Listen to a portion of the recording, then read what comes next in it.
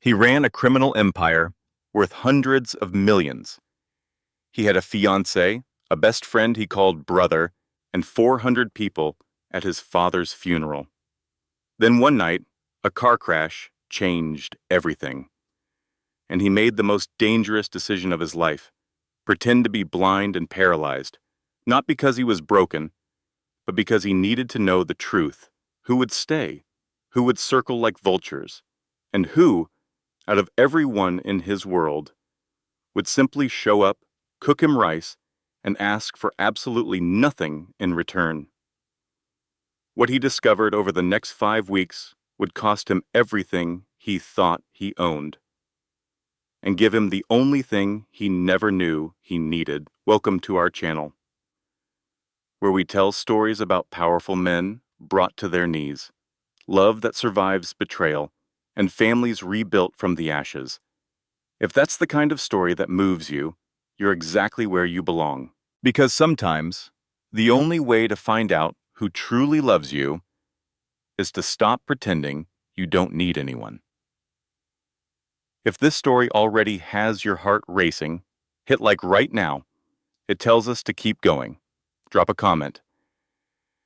Have you ever had to lose everything to see who was really there? Share this with someone who needs to hear it.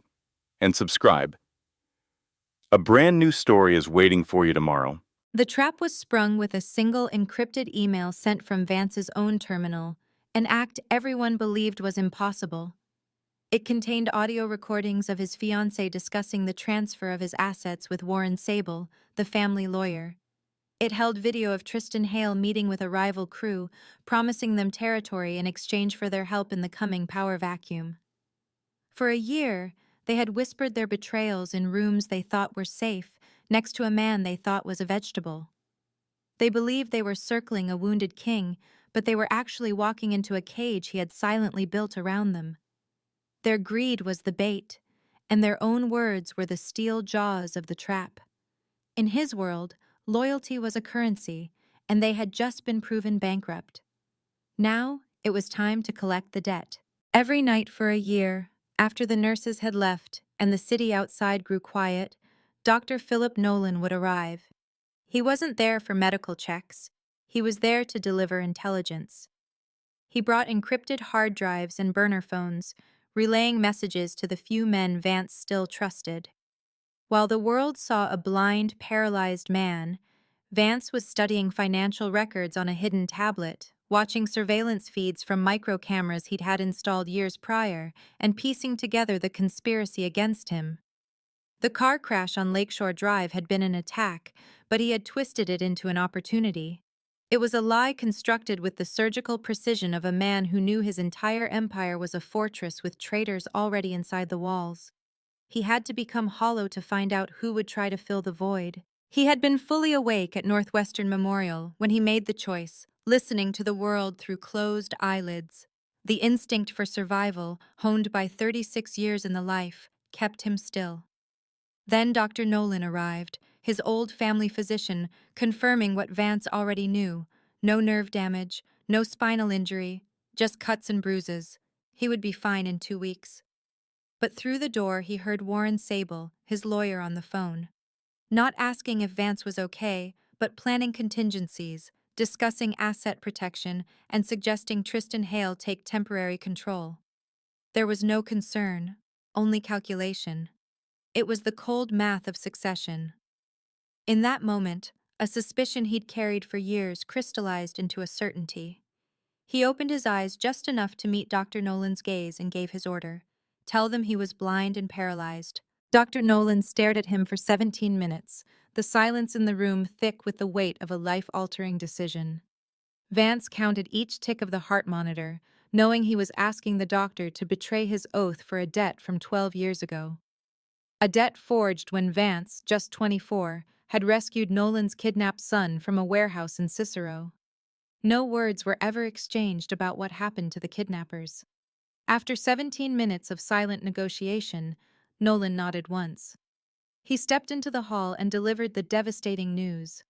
The hushed shock was followed by the sounds of keyboards clicking and urgent calls being made. The machine to replace him had just roared to life.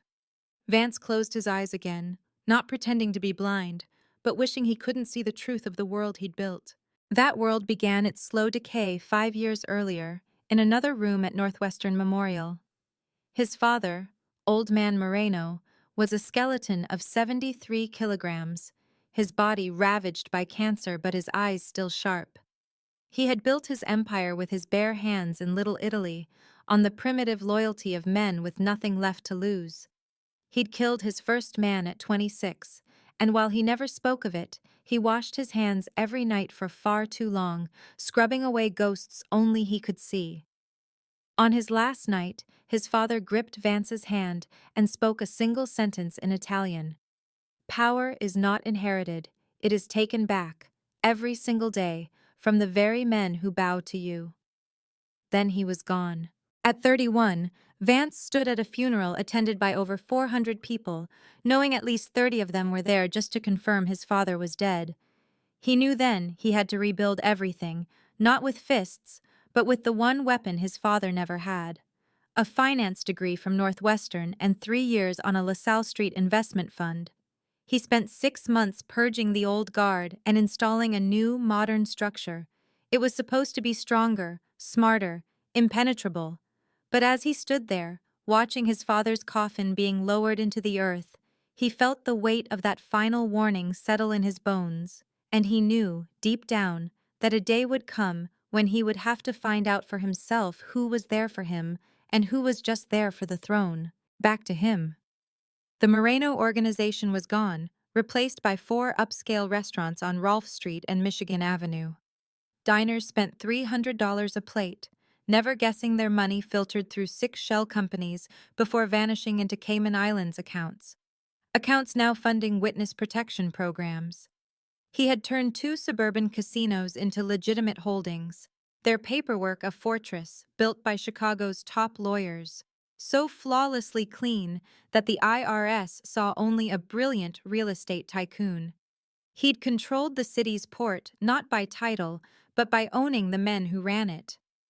2 port directors, 3 state judges, and 2 senators were all assets, their loyalty secured by monthly envelopes or files in a safe. In 5 years, Vance had made the Moreno name invisible, a ghost in a Patek Philippe watch. He was too clean to be arrested, too connected to be touched, and too smart for the FBI to do anything but watch. But this whole elaborate self-destruction, this grand unraveling, was the price he finally paid. The price for being Vance Moreno at 36, sitting at the head of a massive dining table in his 47th floor penthouse, night after night, completely alone. Every phone call was a request, every smile a negotiation. When anyone said, "I'm here for you," Vance only heard the subtext, "I'm here for what I can get from you." Priscilla's nightly "I love you" was drowned out by the sparkle of her 3.2-carat engagement ring. Tristan called him a brother, but in 10 years never once asked if he was tired. 400 people attended his father's funeral, yet Vance knew if he died, the only question asked at his own would be who was next in line. It was lying in that hospital bed, listening to the machines, that he realized the question that had haunted him for 5 years had an answer. It wasn't money or power. The answer was to burn it all down and see who was left standing in the ashes beside him. Priscilla Ashton came on the second day, at 10:14 a.m. Vance knew the time because he'd begun tracking everything from the moment he faked his blindness. He recognized the sound of her heels before her voice, the sharp, distinct click of Louboutins on the granite floor, a confident rhythm practiced for a lifetime of turning hallways into runways.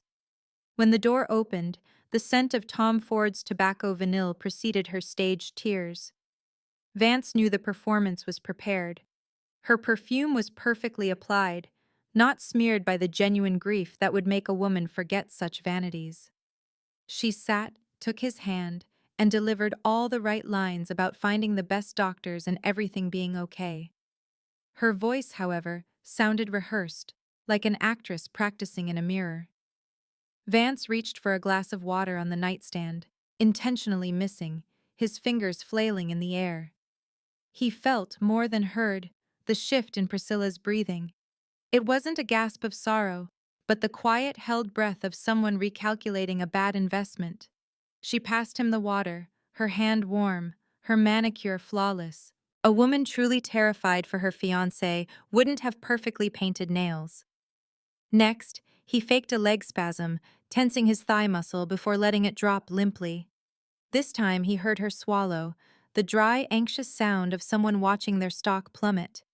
She stayed for 2 hours that day, making 3 calls in the hall she assumed he couldn't overhear. One rescheduled a hair appointment.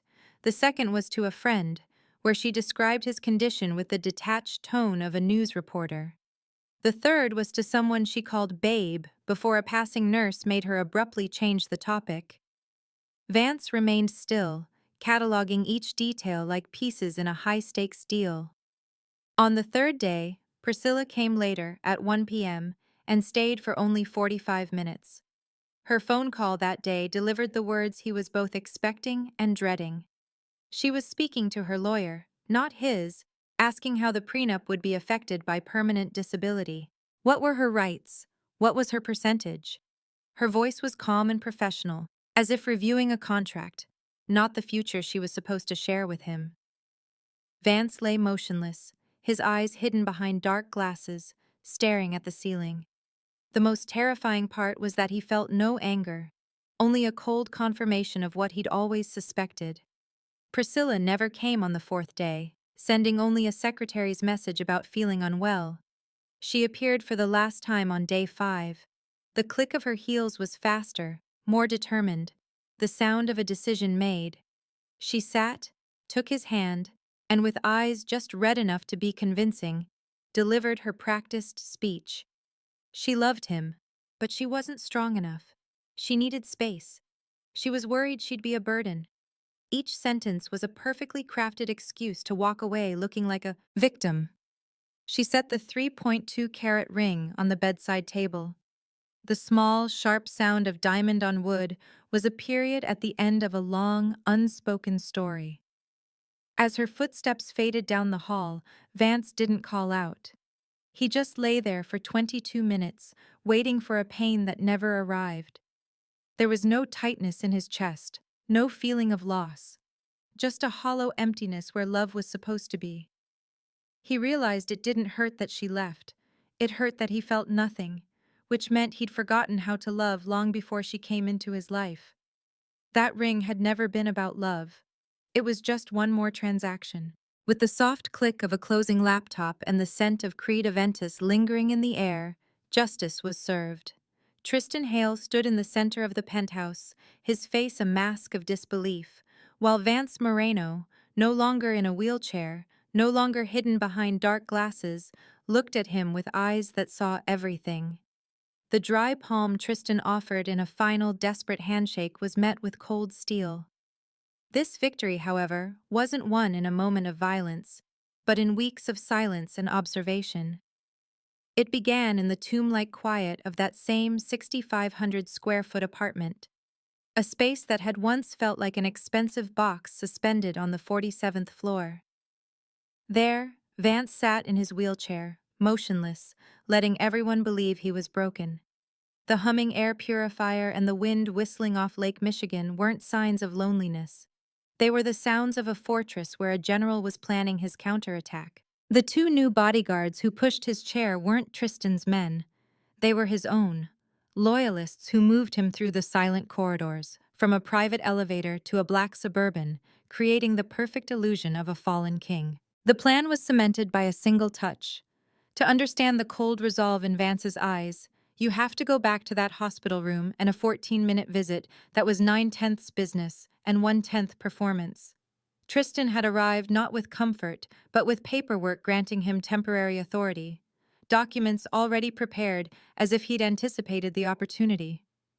Vance agreed to sign, a calculated move in his unfolding strategy.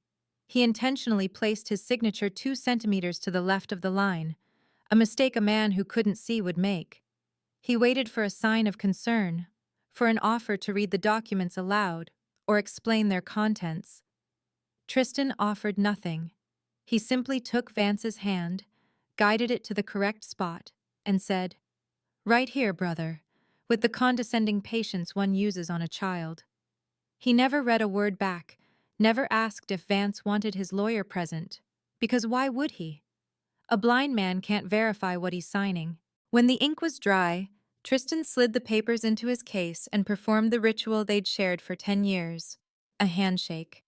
He gripped Vance's hand firmly for exactly 3 seconds, but his palm was dry, completely, utterly dry. Vance knew the hands of worried men are damp, frightened men are cold, and grieving men tremble. But the hands of men who feel nothing are clean and dry, like a businessman sealing a deal in a boardroom, not a brother holding the hand of a sibling in a hospital bed. "We'll get through this," Tristan had said, his 11th and final sentence, before letting go and walking out. And in the darkness Vance had chosen for himself, he knew the dry palm was all the proof he would ever need. That handshake confirmed that the man he'd once taken a bullet for, the man he called brother, had never been one at all. That cold confirmation was the final piece of a puzzle that had been assembling itself for days. After Tristan left, Vance stopped counting minutes and started counting disappearances. On day 1, his phone buzzed 47 times with calls from partners, subordinates, and so-called friends who had sworn loyalty to the Moreno family. 47 out of over 800 contacts was already an answer. By the 7th day, only 12 calls came in, mostly empty voicemail offers of help. On day 21, there was nothing.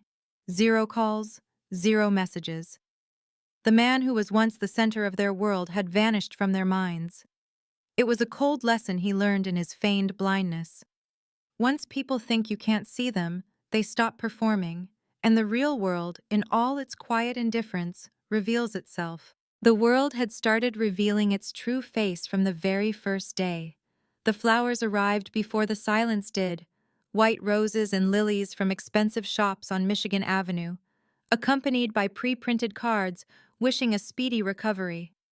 By the 2nd week, the deliveries stopped, but the old bouquets remained, their petals curling and the water in their vases turning cloudy. They filled the room with the smell of neglect, the scent of a grave. Nurses didn't change them, and family never came. It was during that 2nd week that a subordinate accidentally sent a message to the wrong group chat. A message Vance had the nurse read to him before it was deleted. "Is he still alive?" The silence that followed was louder than any explosion. And what set this entire test in motion? It started with a phone call, not one he received, but one he overheard. It was the 3rd day, and his wife Priscilla was in the hallway, speaking to a lawyer. The only words he needed to hear were prenuptial agreement. As her sharp heels clicked away down the hall, he didn't feel pain, just clarity. He realized then that feigning blindness would sharpen his other senses, not physically, but socially. It would become the ultimate filter, a way to see who people truly were when they thought no one was watching. And so it all came back to the life he was living before the crash, a life he now understood was already a dead house. He had a dining table that seated 8, yet he always ate alone. His penthouse was filled with $12 million in furnishings he never appreciated. It was never a home, just a place he stored his body at night. He was surrounded by transactions, not relationships. The scent of cheap soap and Fabuloso cleaner from a service entrance was more real than the expensive perfumes he bought for others. Ah, so that's how it was. The accident hadn't destroyed his world. It had simply burned away the fog, forcing him to see the truth that had been there all along. For 4 straight nights, sleep wouldn't come. Not the restless kind that ends at 4 in the morning, but the kind where his eyes stayed locked on the dark ceiling. Every time he tried to close them, he saw a parking lot on Holstead Street. A Saturday in November, the sound of 2 gunshots, and the body of a man he'd never known crumpling onto the cold pavement. He kept hearing her voice, steady and firm like the lake after a storm, explaining why she'd helped him. "Because no one deserves to be abandoned in the dark," she'd said. "Not even the one who shoves others into it." He finally understood that the neat, clean lines in Tristan's monthly reports, Issue in the South Side resolved, or Dead on Halsted Street closed, were never just entries in a ledger. Each one held a story: an Andre, a Reina, a little boy named Miguel, and a pier at Montrose Harbor at 4 in the morning. "You know who I am," Vance had stated, his voice a hollow whisper, feeling as if all the air had been forced from his lungs. "From the first day," Reina had replied, her gaze fixed on his black glasses, always looking a person straight in the eye when she spoke the truth. That gaze held as she told him about a morning in May at Montrose Harbor, staring into the cold, black water of Lake Michigan. She stood at the very edge, the worn tips of her sneakers on the pier's wooden lip, the wind whipping her hair back. The dark water felt like a final silence, a place free from rent, from medical bills, from a child asking where his daddy was. She told him it wasn't courage that stopped her from jumping. It was the sound in her head of her 1-year-old son, Miguel, crying "Mama" into an empty room if he woke up and she was gone. That sound pulled her back, step by step, until she collapsed onto the wooden planks, sobbing as the wind cut through her. After she finished, the silence in the penthouse was suffocating, thick with the weight of a dead man between them. A fatherless child, a mother battling cancer, and an entire empire built on the bones of people Vance never even knew the names of. He could feel his own heart racing, his stomach clenching as if from an internal blow. That brutal honesty had been built on weeks of quiet, inexplicable kindness. In the second week, she had begun arriving on Tuesdays, then Thursdays, even a Saturday, all outside her contract, without a request for more pay. Each unscheduled visit, she left something on the kitchen table: a small container of rice with a note: "Hot rice, 2 minutes in the microwave." Then chicken soup. "Eat while it's warm." Then a loaf of bread. Nothing fancy, just bread. Vance, who everyone assumed was blind, heard the duty nurse read the notes aloud. He realized her words held no hidden agenda, no invoice, no request for a favor, just rice, soup, and bread. What kept him up then wasn't just her kindness, but its nature. She never offered a pitying touch, never pushed his wheelchair or guided his hand. Others would have patted his shoulder, mistaking pity for care. But Reina never pitied him. She treated him just as she had before the accident. She was simply the woman hired to clean his home. She did her job, and then a little more, just enough that it was no longer duty, but a choice. By the third week, Vance broke a 2-year silence and asked her a personal question. "Why do you come on unscheduled days?" he asked from his chair, his voice steady despite the turmoil inside. He genuinely wanted to know the answer. In the living room, he heard her dust rag pause for a beat before resuming its rhythm. "Big house, lots of dust," she answered, her tone as casual as if discussing the weather. 3 days isn't enough." They both knew it was an excuse. The $80,000 air filtration system meant dust was an unwelcome stranger in the penthouse. But he didn't call her on it, and she didn't retract it. That small, shared lie became a quiet understanding between them, a step closer without either having to acknowledge the movement. But before that fragile bridge was built, the penthouse's tomb-like silence had been shattered by something else entirely. One Saturday afternoon, when Reina was at her weekend bar job, the private elevator chimed, and for the first time in 4 years, Vance heard children's voices. One was a bright, non-stop chatter about a squirrel on the highway near Lake Forest that ran faster than Grandma's car. The other was so quiet he'd have missed it if not for a second set of small footsteps. Francesca Moreno, 64 years old, had made the 1-hour and 40-minute drive from Lake Forest down Interstate 94, a trip she'd made for 20 years whenever her family needed her. She entered first, her low-heeled shoes making a slow, steady sound on the floor, trailing the scent of White Diamonds by Elizabeth Taylor, the same discount perfume she'd worn since the 1980s when she and his father were still selling groceries in Little Italy.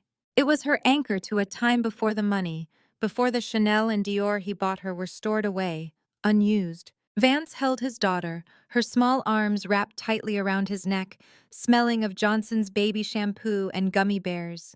He could feel both of his own arms, the very same ones that once sealed fates and laundered fortunes, trembling as they embraced the 40-pound frame of a 6-year-old girl. She laughed, a pure, unconditional sound. "Daddy, you look like a spy on TV with those sunglasses inside," she said, her voice filled with simple joy. Across the room, Arlo watched, his small figure a mirror of Vance from 20 years ago. He stood at the living room doorway, not running, not laughing, just observing, a tiny man making a careful assessment.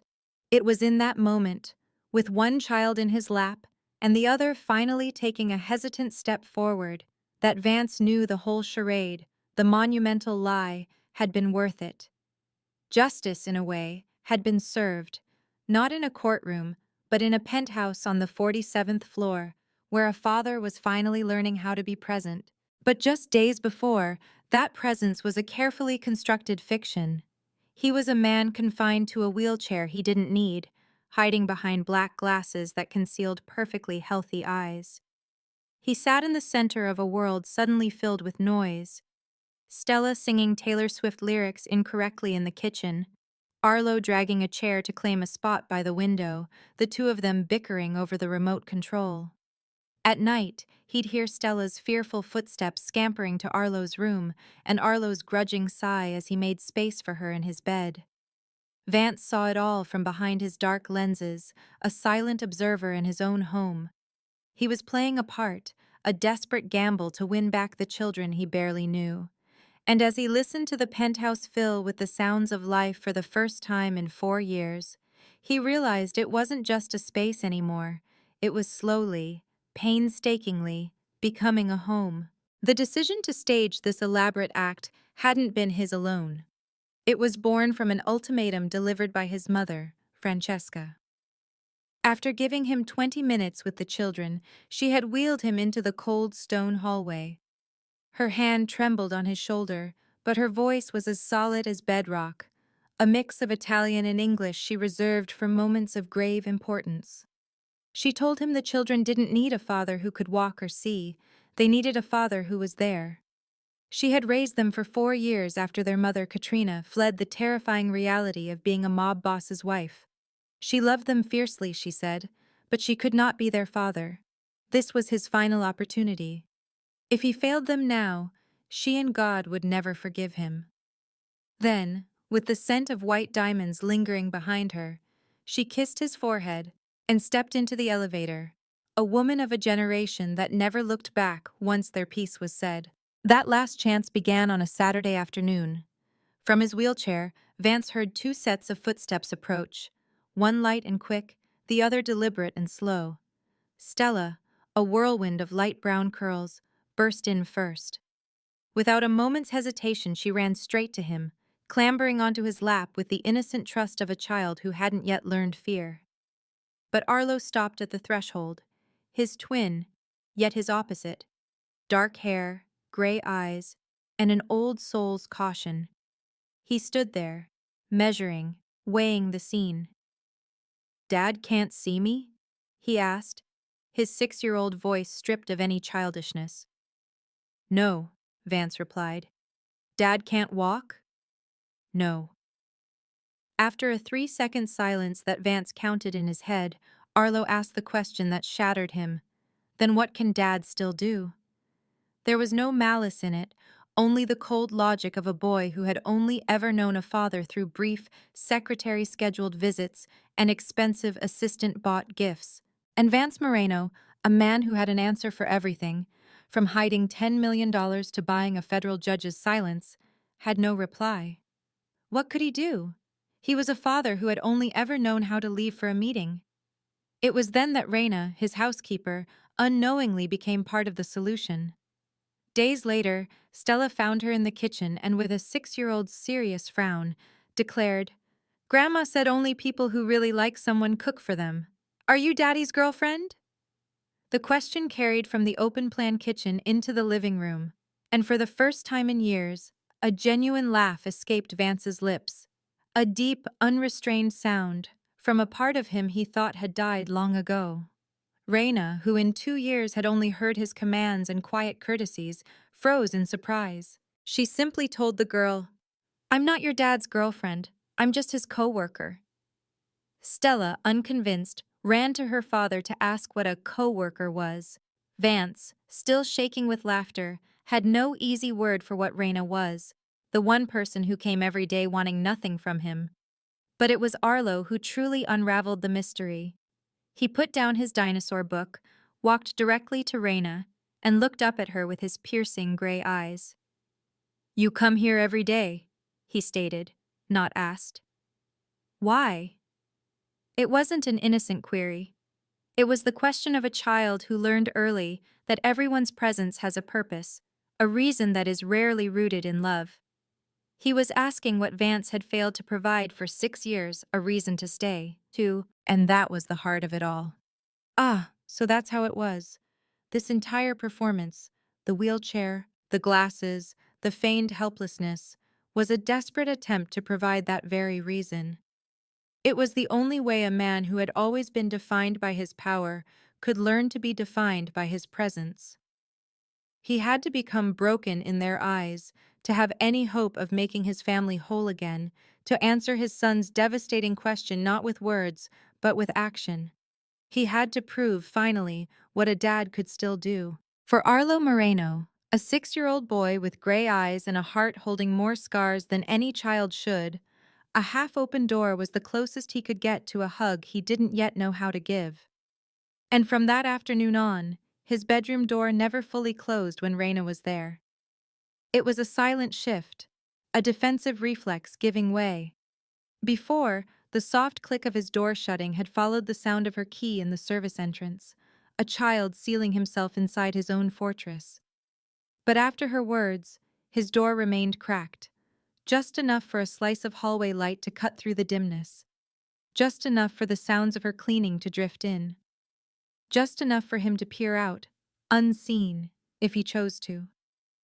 It all changed when he looked up at her, his gray eyes searching, and asked a question she knew she couldn't deflect with a simple smile. He needed the truth like he needed air.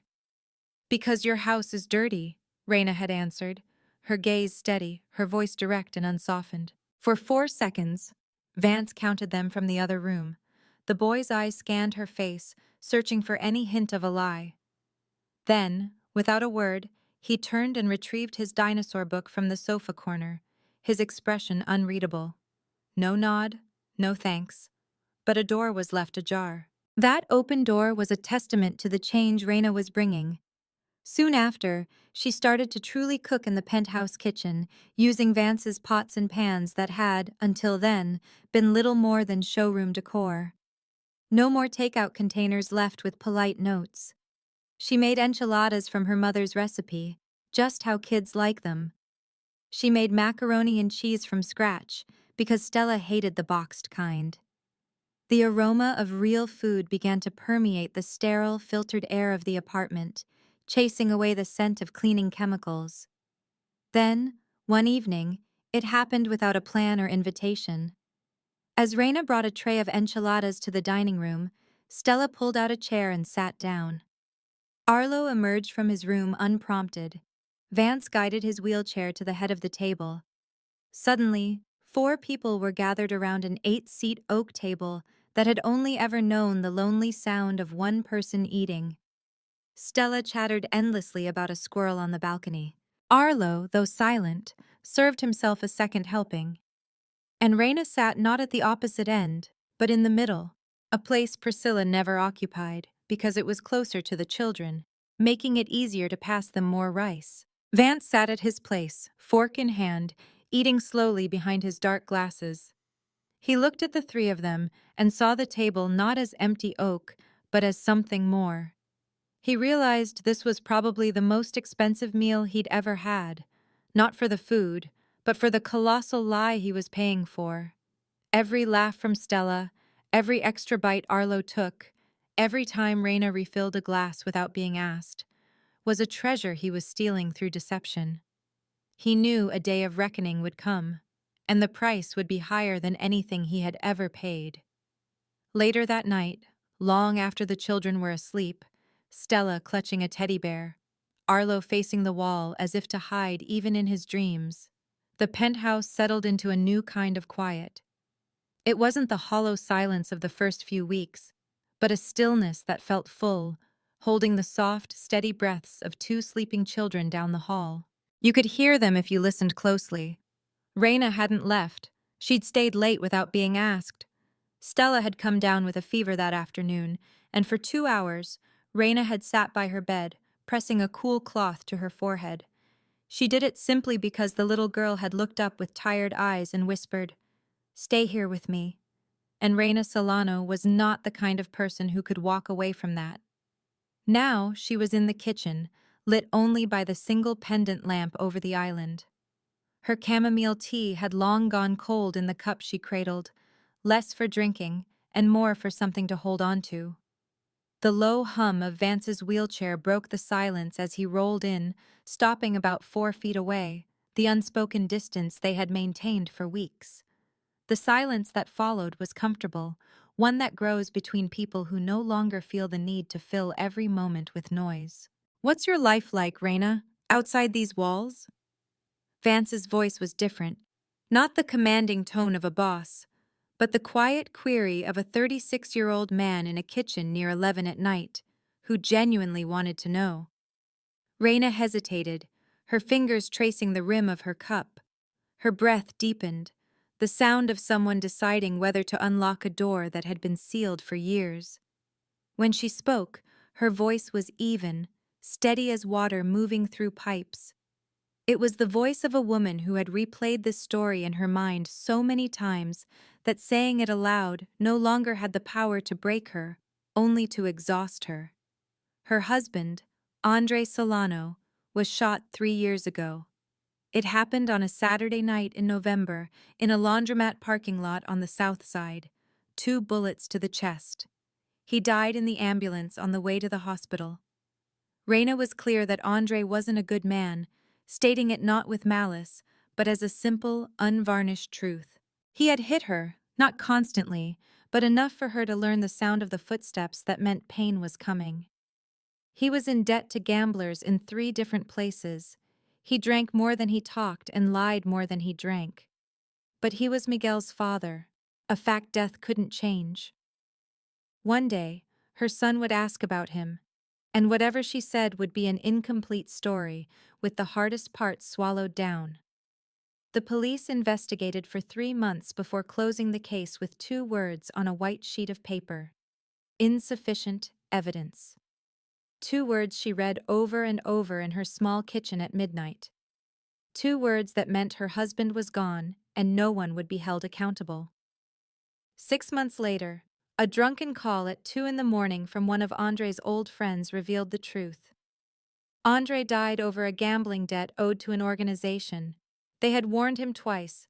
The third time, there was no warning. The organization was the Moreno family. When she said the name, Moreno, her voice was flat, without emphasis. But Vance felt his own name, carried for 36 years, land with an impossible weight, the weight of a man dying in an ambulance and a woman staring at a cold, official dismissal. Raina continued, her voice unwavering. 6 months after Andre's death, her mother was diagnosed with stage 3 lung cancer. The medication cost $4,700 a month, only partially covered by Medicaid. She needed a job with better insurance. Clean Pro Services had contracts with high-end clients, and one offered a Blue Cross Blue Shield plan that covered specialty drugs. That client was the penthouse on the 47th floor of a Gold Coast high-rise owned by Vance Moreno. She knew. From the first day she stepped into his home, she knew she was scrubbing the floors of the man whose world was responsible for her husband's death. And she kept coming back every day, mopping those floors, because her son needed a mother, and her mother needed medicine. Sometimes, she explained, survival means forcing yourself to swallow what you should have spat out. Then, her voice finally wavered, just at the edges, as she added one last thing. 6 months after Andre died, before she knew about the cancer, she had stood on a pier, ready to let go of it all. And in that moment, before the confessions and the sleepless nights, there was just the beginning. The penthouse was a silent 6,500 square foot tomb. Vance sat in his wheelchair, listening as Reina Solano worked. The running water, the ringing of a rag over a bucket, the soft clink of a cleaning bottle on the granite counter. Each small, steady sound was like a ritual. She moved from the kitchen to the living room, wiping tables and shelves, the vacuum humming. When she passed his wheelchair, she didn't make a wide, fearful arc around him. She took the exact path she needed, and a faint stir of air followed, carrying the scent of Fabuloso and Walgreens soap. He had never truly seen her in the 2 years she'd worked there. The woman whose name he never asked, to whom he'd only ever mumbled "thank you" without looking up from his laptop. Money had bought him an effortless kind of invisibility for others. The people cleaning his floors became part of the floor itself. But on that first morning after his world went dark, inside that silent penthouse, everything changed. A new scent filled the air, a mix of something like Gain laundry detergent, the smell of someone who rises before dawn to clean for others. There were light footsteps, the soft press of rubber on granite, without an echo. The steps of someone used to being invisible in other people's homes. Then a low, calm female voice, devoid of pity or urgency, spoke into the silence. "Good morning, Mr. Moreno. I'll start in the kitchen." It was a simple statement on an ordinary morning, but for the man in the wheelchair with the black glasses, it was the only sound of life in the entire world. The decision was made that night, sitting in his wheelchair by the window at 3 a.m., the black glasses no longer needed. He looked down at the blinking lights of Chicago, each one a home, and wondered how many people slept soundly because they'd never heard the name Moreno, and how many lay awake because they had. He opened his laptop to the monthly reports from Tristan. They were neat Excel files, coded in business jargon. To the FBI, they were accounts receivable and debt resolution. But Vance saw the truth. Holstead receivable closed was Andre Solano. Cicero debt resolution was a man whose name he'd never know. Englewood asset write-off was another forgotten soul. The data was no longer just numbers. It was a list of lives, of mothers with cancer, of 4 a.m. meetings on a cold pier.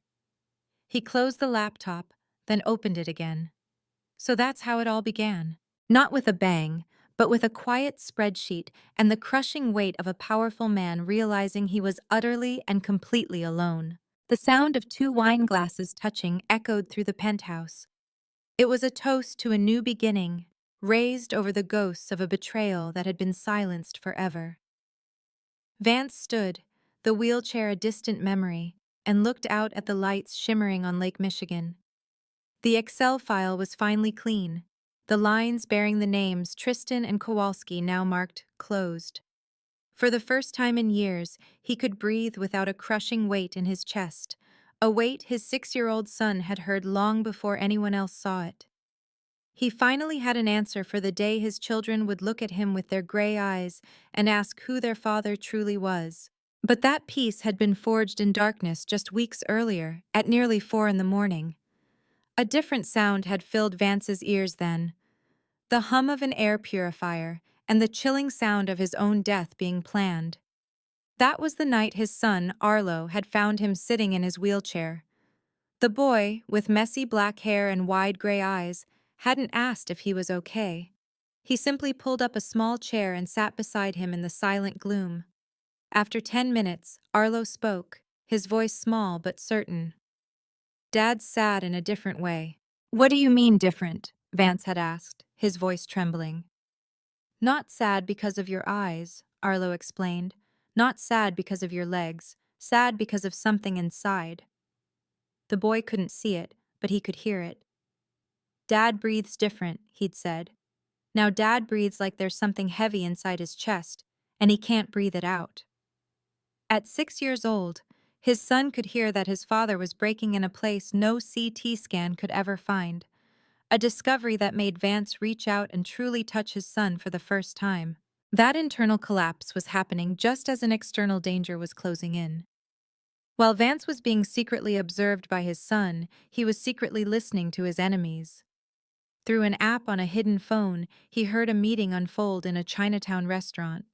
It was Tristan's voice, confident and clear, speaking not to him, but about him, to Vin Kowalski, the one man his father had held at bay for 2 decades.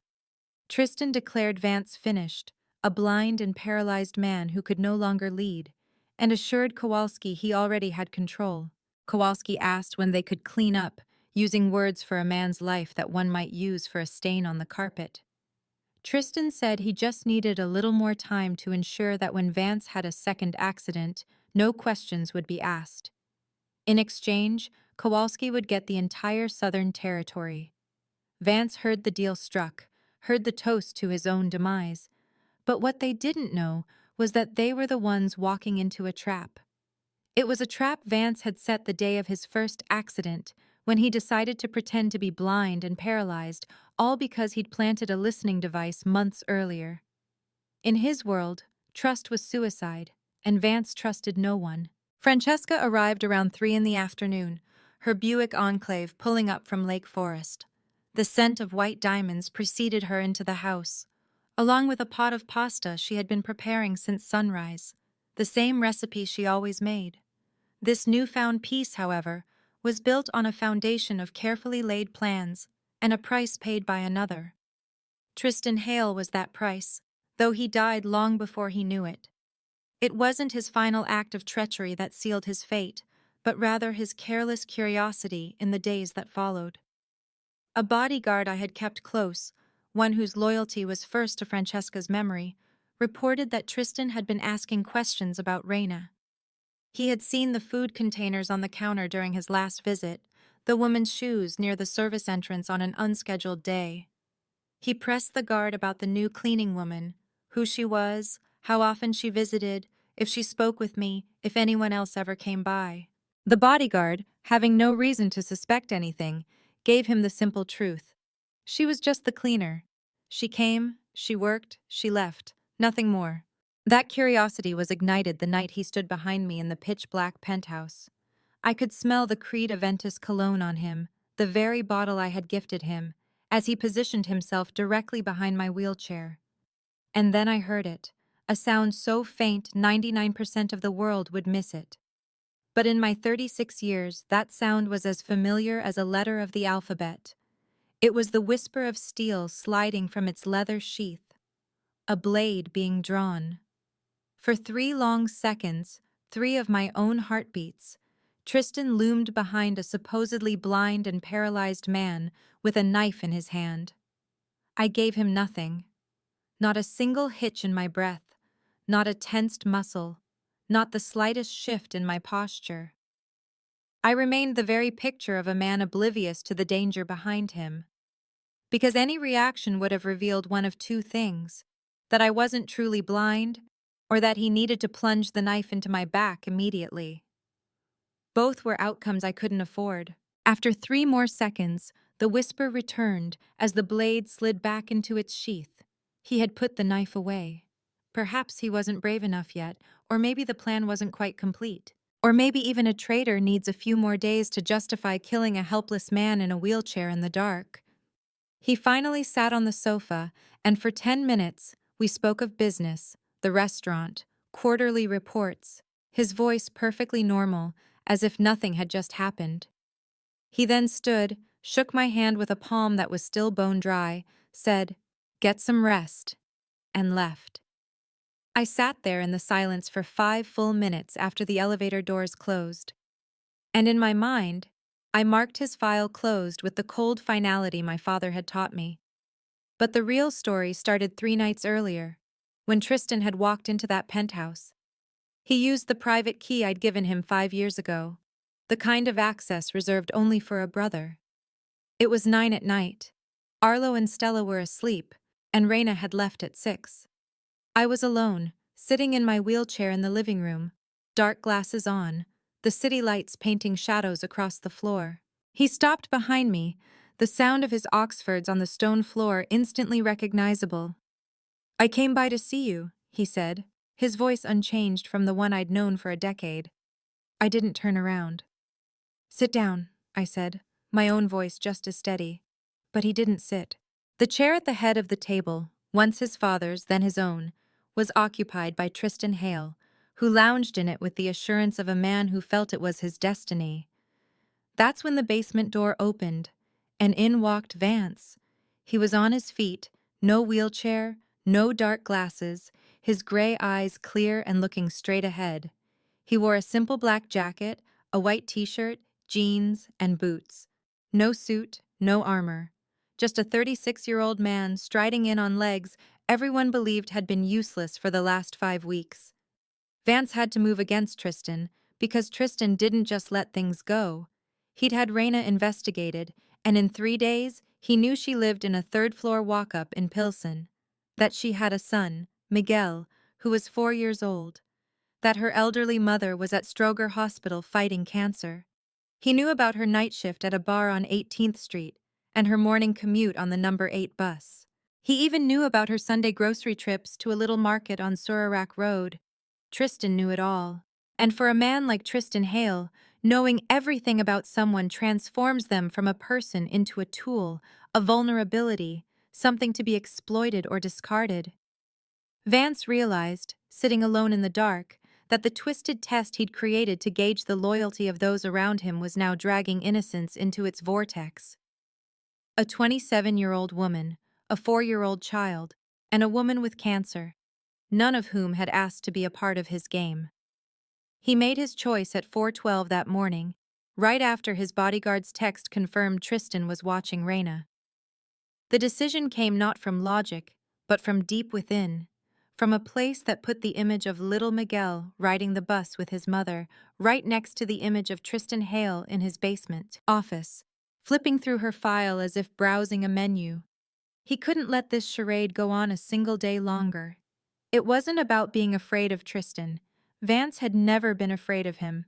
It was because every passing hour he spent faking his blindness and paralysis was another hour Raina, Miguel, and his own 2 children were unknowingly in the crosshairs. For his entire life, Vance had allowed others to stand in that dangerous place.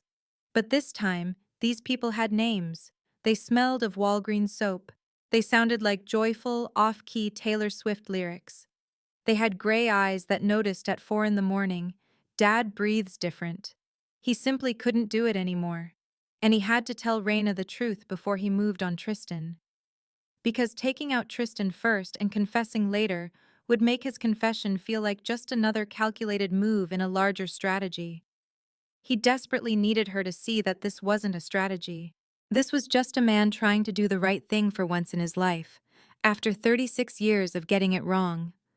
So at 5 in the morning, he got out of the wheelchair.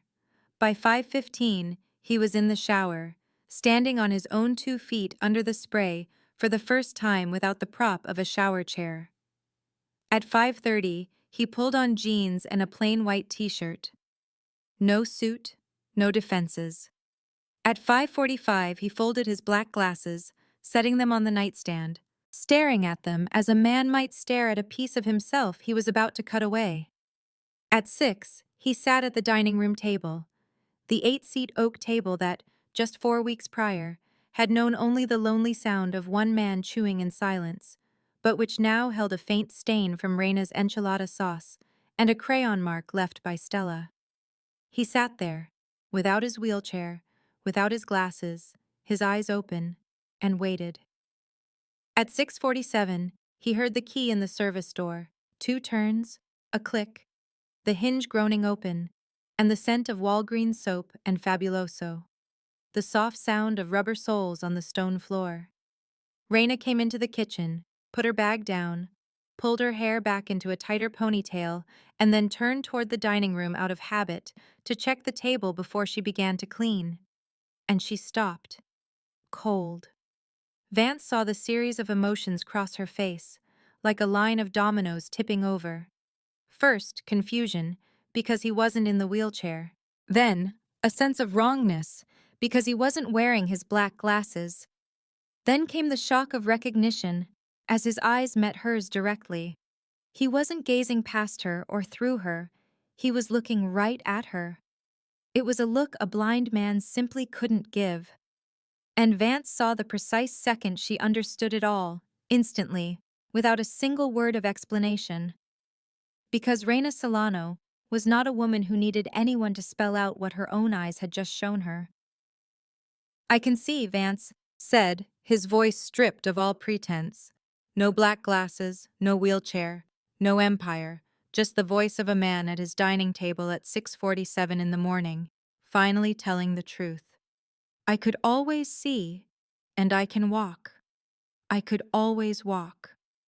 The silence that followed was not the comfortable silence they had shared in the kitchen on late nights.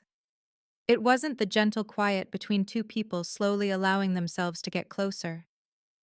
This was the silence of cooling metal, of a door locking shut, of the warmth in a person's eyes turning to ice. Vance saw it happen to Reina in real time. He watched those brown eyes, the same ones that had offered him simple kindness when no one else would, harden into something he could only call steel. Not fiery rage, but a cold, hard anger. It was the anger of a person who had been lied to so many times that they no longer had the energy for shouting. The kind of anger that can only protect itself by turning into armor. "It was all fake," Reina said. It wasn't a question. Her voice was low, as even and controlled as the night she told him about Andres. But this time, there was no tremble in it, only a profound flatness. "The blindness, the wheelchair. Every time I was in here cooking for you, putting a cloth on your daughter's forehead, telling you about my husband, my mother, the pier." Each sentence she uttered was shorter than the last, as if she were verbally severing each bond between them. "You knew who was responsible for my husband's death. You knew the pain I carried into this house every single morning, and you performed weakness for me." The word performed. She pressed it harder than any other. Not shouting, just applying pressure, like a knife's edge finding the right spot on the skin. "You thought human hearts were just something you could measure. You sat behind those black glasses watching me cry about Andres, and you were judging if I was real." Vance opened his mouth to speak. "Don't." Those two words sliced through him, clean, sharp, and final. Reina looked at him for 3 seconds more, and in those 3 seconds, Vance witnessed the complete collapse of everything he had built over the past weeks. The enchilada dinners, Stella's laughter, Arlo's door left ajar, the note that said hot rice 2 minutes in the microwave. All of it was demolished in 3 seconds under her unyielding gaze. She picked up her bag, turned her back on him, walked to the service door, and closed it. She didn't slam it, she just closed it gently. The soft click of the lock was like the final period at the end of a story. And that sound echoed through the penthouse longer and louder than any gunshot Vance had heard in his 36 years. He stood by the window, the Chicago skyline a silent witness, and for the first time in 4 years, Vance held his daughter just because she'd asked him to.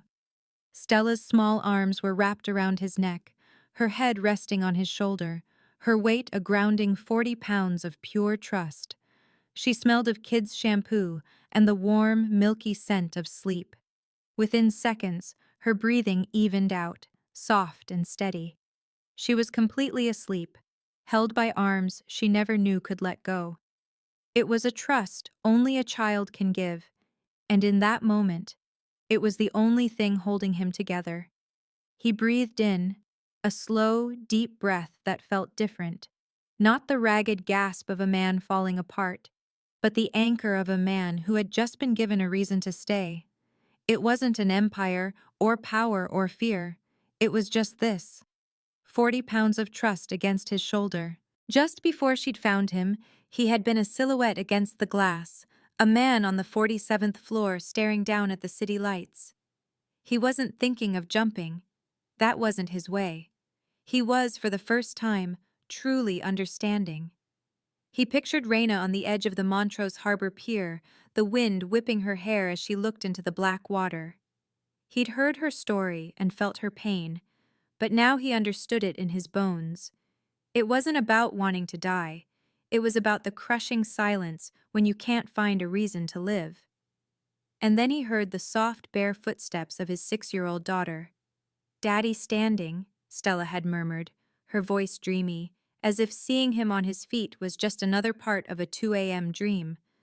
There were no black glasses, no wheelchair, just a father and his little girl. "If Daddy can stand," she'd said, her logic simple and absolute, "then pick me up." It was a request that cut through all his self-inflicted misery. She didn't need explanations or apologies. She just needed to be held. That moment of connection came after 2 days of absolute silence. 48 hours after Raina left, the penthouse had become a 6,500 square foot tomb hovering over the city, occupied by a man and 2 children who no longer spoke. At 6:47 on the first morning, and then the second, the key never turned in the service door.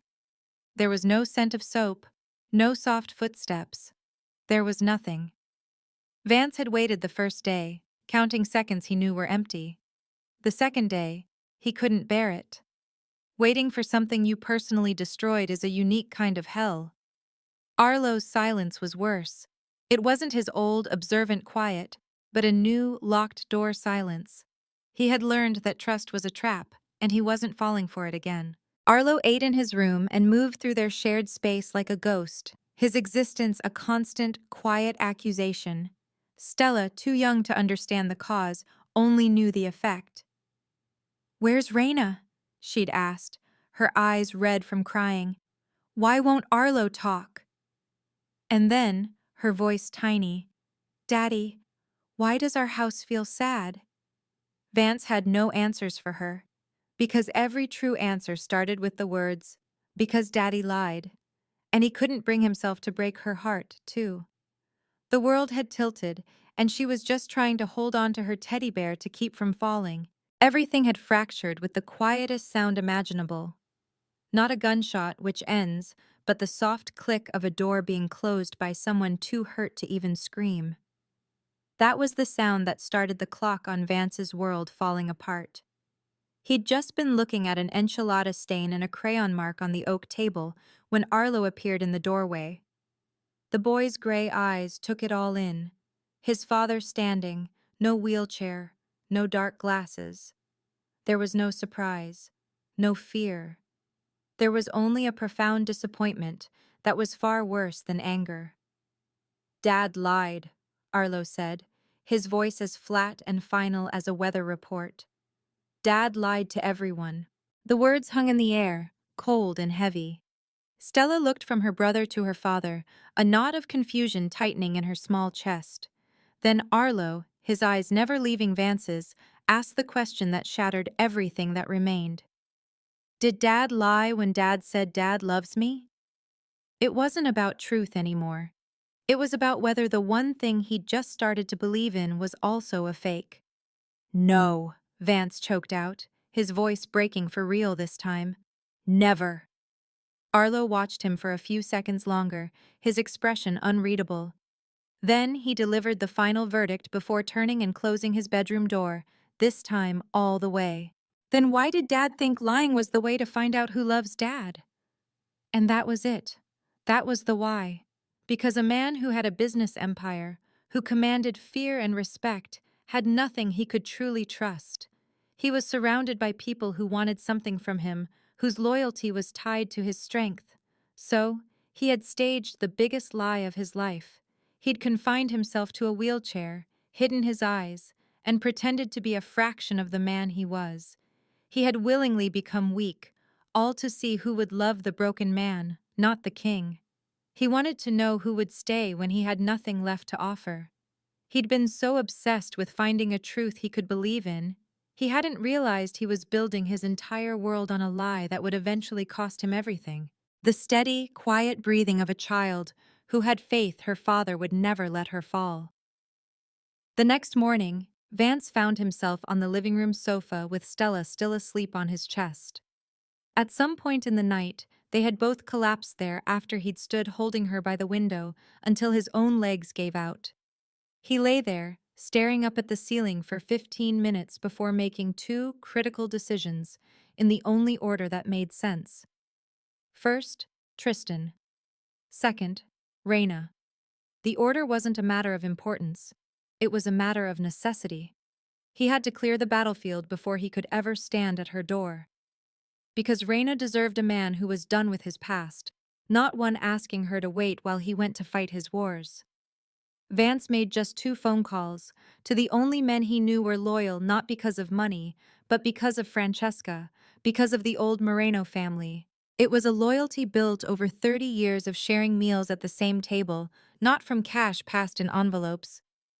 He told them that today, at the restaurant on Randolph Street at 11 o'clock, he would arrive standing, seeing, and walking. And he needed them to be there when it happened. At 11 that morning, 14 men were seated in the concrete room in the basement of Moreno's on Randolph Street, around the long wooden table where Tristan had been presiding over weekly captains' meetings ever since Vance had supposedly become blind and paralyzed. Tristan was in the main chair, the chair that had belonged to Vance's father 5 years ago, and to Vance himself just 5 weeks ago. And Tristan sat in it, with the relaxed confidence of a man who believes it was always meant to be his. The basement door opened. Vance walked in. Standing tall, no wheelchair, no black glasses, his gray eyes open, sharp, and looking straight ahead. Black jacket, white t-shirt, jeans, boots. No suit, no tailored armor, nothing ostentatious. Just a 36-year-old man walking into a room on the 2 legs everyone had been told were gone 5 weeks earlier. 14 men froze. 14 sets of eyes went wide. 14 minds worked to process the information at varying speeds, but all of them arrived at the same conclusion within 2 seconds. The boss wasn't blind. The boss wasn't paralyzed. The boss was standing, and he was looking each and every one of them directly in the eye. Tristan Hale, at the head of the table, lost all the color in his face. It wasn't just pale, it was white. As white as paper, as white as a man who has just seen his own death walk into the room wearing boots and a black jacket. Vance didn't yell, he didn't pull a gun, he didn't slam the table. He just walked slowly to the head of it, stood opposite Tristan, and spoke in a low, even voice his father had once used when delivering judgment. It was a voice Vance had learned was more intimidating than any shout, because shouting meant a moving day was a Saturday in September, bright and windy. It began with negotiations, not over territory, but over the terms of a new life. Arlo, with the gravity of a 7-year-old who sounded 37, declared the necessity of a garage for his new black Schwinn bicycle. In Chicago, he explained, a bike left in the yard vanishes in 2 days. Vance agreed. Stella demanded her room be painted a deep royal purple, the color of a princess's cape in her favorite movie. Vance agreed. Then Miguel, having waited patiently, announced with the certainty only a 5-year-old possesses that he wanted a dog. Reina said no. He strategically retreated to wanting a fish. She said she'd think about it. But a silent, knowing glance between Miguel and Stella sealed the deal. Vance saw it and knew a dog was inevitable within 3 months. No adult could withstand a sibling alliance. This whole conversation, the cold pizza on the table, the 3 kids mapping out their future, was the culmination of a 3-hour talk in a small Pilsen kitchen. It was the moment a maybe, earned through weeks of patience, finally became a yes. It was a future built on a promise that started not with a grand gesture, but with a simple offer to drive Miguel to the hospital to see his grandmother. But before that, before any talk of new houses or purple rooms, there was only a 6-inch gap in a blue door. That was all Reina gave him. Not an invitation, just a sliver of possibility. Vance understood it was permission to wait, not to advance. For a week, he didn't call, didn't text, didn't drive his old Ford F-150 to Pilsen. Pushing even a millimeter would have slammed the door shut for good. On the 2nd week, he returned. He walked the 2 blocks from where he parked, climbed the 3 flights of stairs, and knocked. When Miguel opened it, shouting, "Mom, the man who isn't blind anymore is here again," Vance knew what to do. He didn't ask to come in. He simply asked if Reina needed him to take Miguel to the hospital, a 20-minute drive without traffic. This was how trust was rebuilt, not with declarations, but with small, quiet acts of service. It was the only language that could bridge the distance between never and maybe, between an ending and a new beginning. Because Vance knew the next step wasn't about walking through the door himself. It was about becoming the man who deserved to have it opened all the way for him one day. And to become that man, he first had to show up at her door with nothing. He stood there on the third-floor landing, breathing in the blended smells of a lived-in building, hearing the life happening around him. He had no money in his pocket, no promises, no power that mattered to the woman behind the blue door with a Spider-Man sticker. When she appeared, her exhaustion was a heavy coat she wore, her eyes guarded. He saw her for the first time without the shield of his dark glasses, and the 3 feet between them felt vast, filled with the ghost of her husband and the weight of his long deception. "I didn't bring anything," he'd said, his voice unsteady, a foreign thing trying to shape itself around honesty. "No money, no lawyers, no plan.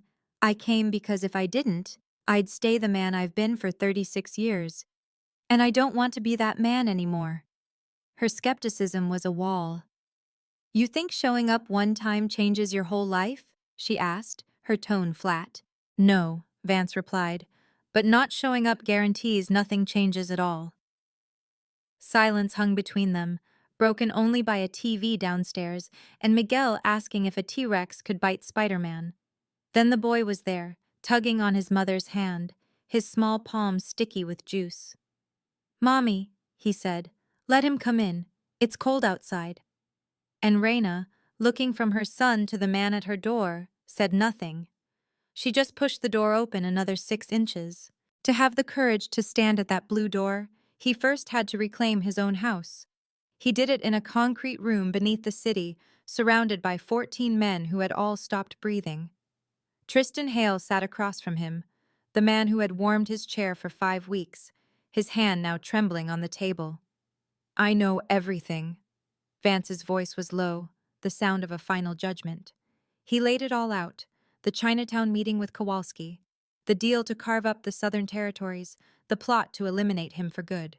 He even knew about the knife, held for 3 seconds behind his wheelchair in the dark. Tristan's mouth opened, but no sound came out. 2 bodyguards loyal to Francesca flanked him, pulling him from the chair. He went without a fight. The kind of man who finds courage with a knife in the dark rarely has any left for the daylight. As Tristan was hauled away, Vance addressed the room. "Starting today, the Moreno organization goes fully legitimate. Within 2 years, every illegal route is shut down. Every blood debt is closed." He paused. "Not because I'm a saint, because I have 2 6-year-old children, and I don't want them reading their father's name on the evening news." No one argued. Not yet. Vance knew the silence was temporary, that the next 2 years would be a war. But he was doing it for a 40-pound weight on his shoulder at 2 in the morning, a child's voice saying, "Dad breathes different," and for a debt to a dead man in a parking lot that could only be paid by living a different life. He knew about the knife because he had felt the air change behind him. He knew about the meetings because for 5 weeks he had been a ghost in his own life, a blind man in a wheelchair who everyone spoke freely around. He hadn't just been recovering, he had been listening, watching from behind black glasses, mapping out the treachery that had put him there. His weakness was a disguise, his silence a trap. He measured hearts and weighed loyalty while they thought he was just a broken man. He listened as Reina Solano, a woman whose world he had shattered without her knowledge, cooked him enchilada dinners and spoke with a strength that shamed the men who plotted in whispers around him. The man who walked back into that concrete room on 2 legs they thought were dead wasn't a man who had simply healed. He was a man who had been through the fire of betrayal and emerged with a terrifying clarity. And he understood that his new life, his children's future, Reina's 6 inches of grace, all of it was possible only because 5 weeks earlier someone had tried to kill him. So he'd played the part of the victim, waiting for the perfect moment to reveal the truth. That afternoon, he drove an old 2014 Ford F-150, the kind of truck that disappears in Pilsen, and wore jeans and a t-shirt. He was no one, just a man walking up a narrow stairwell to a blue door. He knocked. A 4-year-old boy named Miguel opened it, his head tilted. Are you the blind man? He asked, trying to connect this standing man to the one he'd always seen in a wheelchair. Yeah, Vance said, the words a mix of truth and fiction. But I'm not blind anymore. He had never been blind, but in another way, he had been, for years. As Raina appeared in the doorway, he saw the deep circles under her eyes, the exhaustion of a woman holding her world together. They stood looking at each other across a threshold that held the weight of her dead husband, a man Vance owed an unpayable debt to. She pushed the blue door open another 6 inches. Not wide, not an invitation, just 6 inches. But it was everything. It was the distance between never and maybe, between the man he had been and the man he was trying to become. The new house in Lincoln Park had a backyard with a maple tree whose leaves turned a brilliant red in the autumn. It was a world away from the penthouse on the 47th floor, not a symbol of power, but a home. Here, there wasn't 6,500 square feet of sterile space, but 4 bedrooms, 2 floors, and a lawn for 3 kids to run on. Moreno Holdings still ran, the restaurants and casinos still operated, but they were different now, scrubbed clean or on their way. Every month, Vance signed off on another closure, dismantling the bomb he'd built around his own life, one wire at a time. He did it all for this. A home just a 20-minute drive from Pilsen, 2 blocks from the elementary school, and a lifetime away from the man he used to be. This new life was purchased on a freezing February night on a third-floor apartment staircase in Pilsen. Miguel was asleep inside while sirens wailed in the distance. Reina's breath clouded in the frigid air as she spoke, her voice quiet but honest. "I'm afraid of you," she said, not looking at him. "Not that you'll hurt me. I'm afraid you'll give me hope, and then take it away." The confession hung between them. It was a fear Vance understood. "I'm afraid too," he admitted. "Afraid I'm not worthy of what you're giving me." "You're not," she replied, the truth of it simple and unadorned. After a moment, she added something else, a lesson learned from the husband his world had taken from her. "You don't abandon someone who's alone." Then Reina leaned her head against his shoulder. It was a gesture lighter than a weapon, yet heavier than his entire empire, the weight of a woman who had every reason to hate him but chose, in that moment, to trust. That trust was earned, one small brick at a time, over 3 slow months. But the foundation was almost shattered before it was even laid. When Reina discovered her mother's $4,700 monthly cancer treatment had been paid in full by a secret donor from the Hope Bridge Foundation, she knew. She recognized the silent, controlling way Vance operated. The phone call that night wasn't filled with the rage of their past, but with an exhausted, wounded anger. "Did you think you could pay my mother's hospital bills without asking me?" she asked, her voice tight with unshed tears. She explained that he hadn't helped. He'd taken away the one thing she had left, the right to care for her own family. Vance listened to the silence after she finished, hearing the quiet breaths of someone trying not to cry. Then, just before she hung up, her voice softened almost imperceptibly. "Next time, ask me first," she said. And with those 5 words, she gave him a future he hadn't earned. That same future had to be earned with his son, Arlo. Stella, with her 6-year-old logic, had declared that since Dad liked Reina and she liked Dad, they just needed to clean a room for her. It was simple. Arlo was not.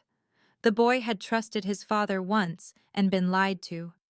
So for 14 days, Vance would knock gently on Arlo's closed door. "Dad's out here if you need me," he'd say, then walk away. On the 15th day, the door opened. Arlo stood there, his small voice heavy. "If Dad wants me to trust Dad again, Dad has to do things, not just promise." He didn't slam the door. He left it cracked open. A chance. A final chance that demanded proof, not words. The proof began with one small thing, then another. It was a slow process, built on actions no one asked for and no one paid him for.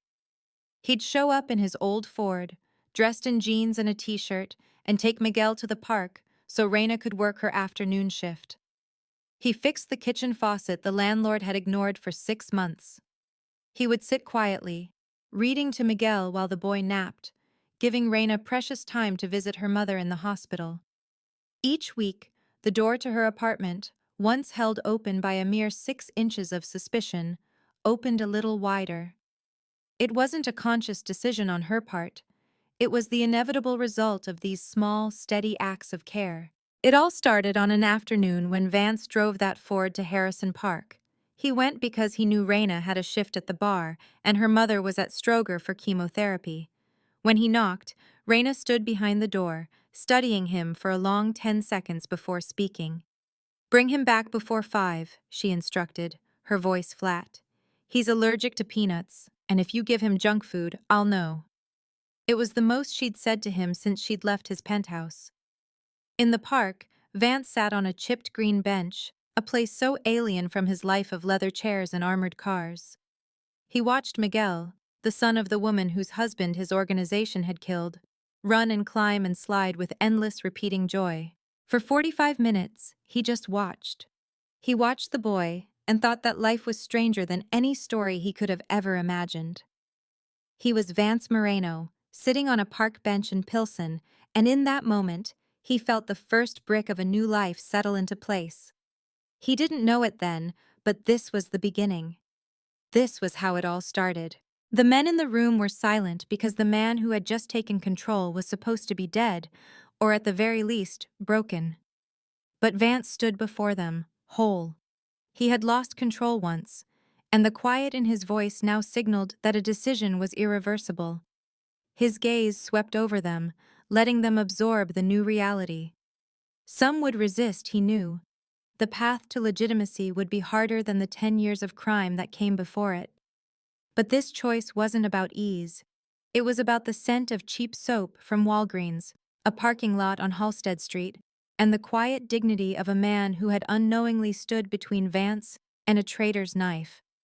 Ah, so that's how it was. This entire brutal reckoning hadn't started with ambition or revenge. It started the moment he woke up in a hospital and decided that to catch the snake in his own house, he would have to pretend he couldn't see. He stood behind the chair, and his refusal to sit wasn't a surprise. That was the part that truly drained me. Not the betrayal itself, but the bone-deep certainty that it was always coming. I had felt it in my gut for years, knew that Tristan would turn on me the second he saw an advantage. Yet, I still called him brother, still shared my power, still shook his hand every single day. Because in our world, faking trust is sometimes the only way to hide the fact that you are completely and utterly on your own. On that day, a cool breeze drifted off Lake Michigan, perfect for carrying cardboard boxes without anyone breaking a sweat. There was no professional moving crew. I rented a U-Haul and drove it myself, a task unthinkable for the Vance Moreno of a year ago. But that Vance also didn't spend his afternoons on a park bench watching a 4-year-old on a slide or fixing a leaky pipe in a Pilsen kitchen. We had pizza for lunch, 4 large boxes, pepperoni for Arlo and Stella, cheese for Miguel, and a veggie for Reina, who swore another slice of pepperoni would turn her into one. Arlo directed the sofa's placement with the focus of a general, hands on his hips, commanding my 2 loyal associates. A little left. No, too far. Back. Again. And those 2 men, both twice his age, obeyed without question, because his gray eyes held an authority that money could never buy. Francesca, who had served Old Man Moreno for 30 years and now prepared meals for his grandchildren, watched Ria with tear-filled eyes and a smile. It was the kind of smile unique to Italian women seeing their family at the dinner table, where joy and sorrow could coexist perfectly. She stared at Ria for a long moment, then pulled her into a hug that said everything. Ria stiffened for a second before embracing her back. She wasn't accustomed to affection from an elder that didn't come with a price. But Francesca's hug was pure welcome. Just before this, the 3 kids had decided to camp out in the living room for their first night. Stella announced it was more fun to be all together, and no one argued. The smell of fresh paint and the unfamiliarity of the new house made being alone unappealing. Arlo arranged blankets, Stella seized the sofa, and Miguel snuggled between them, clutching a teddy bear Stella had loaned him for the night. Their whispers and giggles slowly subsided into sleep. Miguel first, Stella second, and finally Arlo, who always waited. He had to be sure everyone else was safe before he allowed himself to rest. That vigilance was a holdover from a life before this kitchen, a room much smaller than the one in the penthouse, lacking a granite island or an $80,000 ventilation system. This one had simple white cabinets, a laminate countertop, and a window overlooking a maple tree. Surrounded by the chaos of unpacked boxes, stacked dishes, and Francesca's forgotten pasta pot, Reina and Vance stood together. They watched the tree, sharing the unique satisfaction of people who had built something, lost it, and built it all over again. "Think it'll be okay?" Rhea asked. Her voice was light, not worried. The question of someone who knows life can turn in an instant. Vance met her gaze, his eyes finally clear. The black glasses were gone. He was a 37-year-old man, looking at the 28-year-old woman he'd almost lost to his own foolishness, and had only just won back by learning to be wiser. "I think I've been okay for a long time," he said. "It just took me a while to dare call it happiness." Reina looked at him, and a smile he'd never seen before appeared. Not the controlled smile from the penthouse days. Not the weary one he remembered from the stairs in Pilsen. This was a full, unrestrained smile she usually saved for Miguel's silly comments or for her mother on a good day. It was the expression of a woman who, for a rare moment, could simply be happy instead of strong. She stepped toward him, and Vance remained still, having learned that sometimes stillness is the greatest strength. Reina rested her forehead against his, a warm, gentle touch amid the stacks of cardboard boxes. The world kept spinning, but they stood motionless. "Thank you for coming back," she whispered. "Thank you for opening the door," he answered. Then, a 4-year-old's excited shout erupted from the other room. "Mom, I found the fish!" Despite there being no fish or aquarium, Arlo's factual voice cut through. "That's a cockroach, Miguel!" From the sofa, 7-year-old Stella yelled with all her might. "Give it a name!" Laughter exploded. 3 kids in the living room, 2 adults in the kitchen. The 5 streams of laughter converged in the hall, bouncing off fresh paint and bare wood floors, rising to a ceiling where no light fixture had yet been hung. It filled every crack and corner until the house in Lincoln Park, which that morning had just been walls and a roof, finally became a home. But that moment of pure joy was only possible because of where they started. You see, sometimes what makes us whole isn't an empire built with fear or power held through dominance. It all started there, in a place like that. True wholeness came when they finally dared to admit they needed one another, understanding that such a need is not a weakness, it is the bravest thing a human can do. Ah, so that's how it was. This content was carefully researched, developed, and manually edited by our team to deliver meaningful stories with valuable life lessons. Every narrative is crafted to entertain, inspire, and empower our audience. We believe that great stories can change lives, and we are committed to bringing you content that matters. Thank you for being part of our community.